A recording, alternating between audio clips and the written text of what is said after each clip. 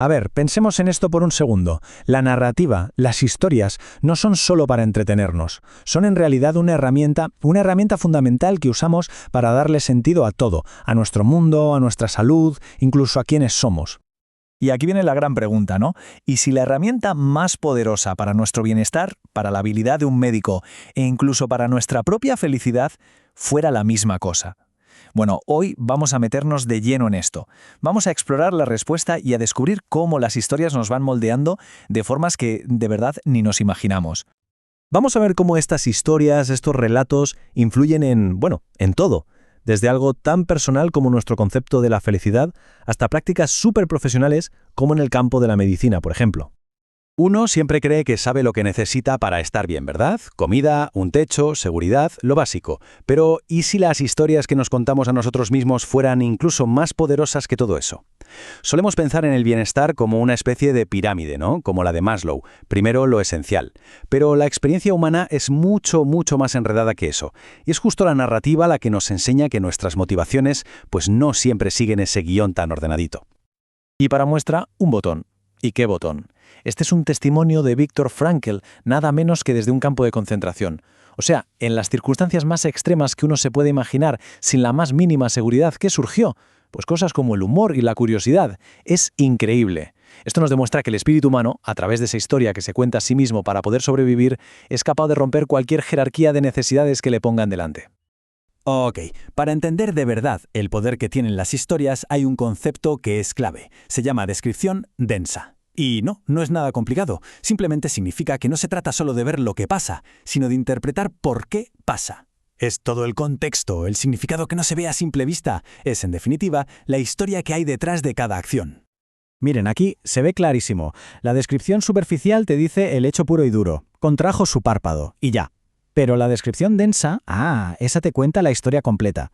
Le estaba haciendo una seña a un amigo, compartiendo una broma, y es que la vida no está hecha de esos hechos superficiales, ¿no? Está hecha de estas narrativas ricas y complejas que son las que de verdad le dan sentido a todo. Pensemos en ello un momento. Las novelas que leemos, como El alquimista, las películas que vemos, las tradiciones de nuestra cultura, todo eso nos da una especie de guión para la vida. Nos dicen qué es el éxito, qué es el amor, cómo se supone que es una buena vida. Y al final, querramos o no, terminamos siendo, en gran medida, los personajes de esas historias que consumimos. Bueno, y ahora vamos a cambiar de tercio. Pasemos de lo personal a lo profesional, porque esta idea está revolucionando un campo que no te esperas: la medicina. Sí, la medicina está descubriendo que para sanar el cuerpo, a veces primero hay que aprender a leer el alma. Y es aquí donde entra en juego la medicina narrativa. Ojo, que no es una de esas cosas alternativas, para nada. Es una mejora fundamental de la práctica médica de toda la vida. Se trata sencillamente de reconocer que cada paciente que entra por la puerta no trae solo una lista de síntomas, trae una historia completa. Y esa historia es clave para su curación. Pero, ¿cómo se hace esto en la práctica? Bueno, pues se basa en 3 pilares. Primero, lo que llaman lectura atenta. Se entrena a los médicos para que lean las historias de sus pacientes como si fueran un texto literario, buscando las metáforas, el subtexto, todo lo que no se dice con palabras. Segundo, la escritura reflexiva. Se les anima a que escriban sobre lo que viven, para que puedan procesar esa carga emocional tan fuerte que tiene su trabajo. Y tercero, algo llamado la historia clínica paralela, que es un espacio confidencial donde el médico puede escribir sobre sus propias reacciones, honrando así el lado más humano de la medicina. Y que quede claro, el objetivo no es convertir a los médicos en escritores, para nada. Se trata de darles herramientas para que sean más perceptivos, más empáticos y al final del día, mejores profesionales. Profesionales capaces de captar todos esos matices en la historia de un paciente que una simple lista de síntomas jamás podría revelar. Y lo mejor de todo es que esto no es solo una teoría bonita. ¡Funciona! Los datos lo demuestran. Fíjense en este estudio sobre la formación en métodos narrativos, se vieron mejoras que se pueden medir en áreas súper importantes como el compromiso, el autocontrol emocional y los recursos personales de los profesionales. O sea que escuchar historias los hace más fuertes y más resilientes en su trabajo. Vale, hemos estado en la consulta del médico, ahora vamos a movernos al diván del terapeuta. Porque si las historias ya tienen el poder de ayudar a sanar el cuerpo, imagínense lo que pueden hacer con la mente. Es aquí donde podemos convertirnos literalmente en los autores de nuestra propia recuperación. Para entender cómo funciona esto, hay una metáfora que es genial.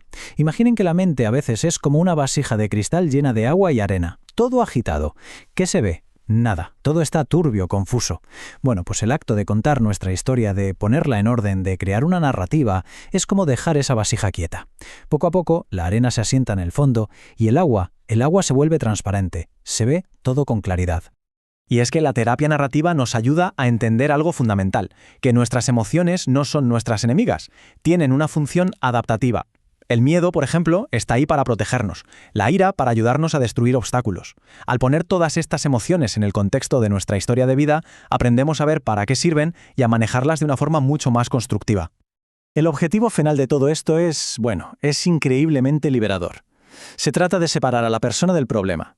O sea, ya no es soy una persona deprimida, sino estoy lidiando con la depresión. ¿Ve la diferencia? Este pequeño cambio en la narrativa nos devuelve el control, la agencia sobre nuestra vida, y nos abre la puerta a escribir un capítulo completamente nuevo. Un capítulo donde la adversidad, claro, es parte de la historia, pero de ninguna manera es el final. Entonces, resumiendo un poco, hemos visto cómo las historias moldean nuestro bienestar, cómo están cambiando la medicina y cómo se usan en terapia. ¿Cuál es la gran conclusión? Pues es bastante sencilla, pero muy poderosa. Aprender a manejar las historias, las nuestras y las de los demás, es una de las habilidades más cruciales que podemos desarrollar en la vida. Primero, hay que aprender a escuchar como un terapeuta, con empatía profunda, siempre buscando la historia que se esconde detrás de las palabras.